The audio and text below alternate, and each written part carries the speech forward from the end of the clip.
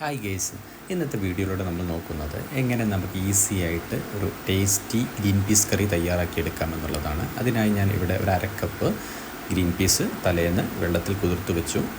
അതുപോലെ ഞാൻ ഒരു ഉരുളങ്കിഴങ്ങുമാണ് ഉപയോഗിച്ചിട്ടുള്ളത്. ഇത് നന്നാക്കി നമ്മൾ വേവിച്ചെടുക്കുന്നു. ശേഷം ഒരു പാൻ വെച്ച് അതിലേക്ക് 3 ടേബിൾ സ്പൂൺ വെളിച്ചെണ്ണ ഒഴിച്ച് അതിലേക്ക് കുറച്ച് സ്പൈസസ് ആയിട്ടുള്ള ബേ ലീവ്സ്, കറുവാമ്പട്ട ചെറുതായി 4 കഷ്ണങ്ങളാക്കിയത്, ഏലക്കായയുടെ സീഡ്, ഒരു 3 ഏലക്കായയുടെ സീഡ് എന്നിവ നന്നാക്കി നമുക്ക് വഴറ്റിയെടുക്കാം.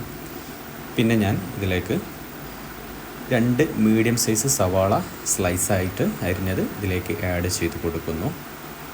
ശേഷം അത് കുറച്ച് ഉപ്പ് അതിലേക്ക് ഇട്ടിട്ട് നല്ല രീതിയിൽ വഴറ്റിയെടുക്കാം.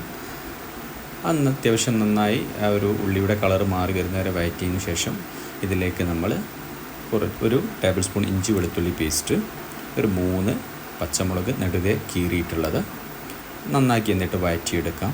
അതിനുശേഷം ഒരു 1/2 ടേബിൾ സ്പൂൺ കുരുമുളക് പൊടി, ഒരു 1/4 ടീസ്പൂൺ മഞ്ഞൾപ്പൊടി, അതുപോലെ 1/4 ടീസ്പൂൺ ചിക്കൻ മസാല എന്നിവ ചേർത്ത് നന്നായി വഴറ്റിയെടുക്കും.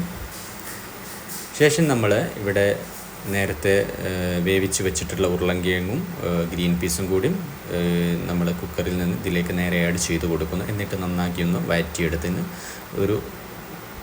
ഒരു ജസ്റ്റ് ഒന്ന് തിളച്ച് വരുന്ന വരെ നമുക്കൊന്ന് വഴറ്റിയെടുക്കാം.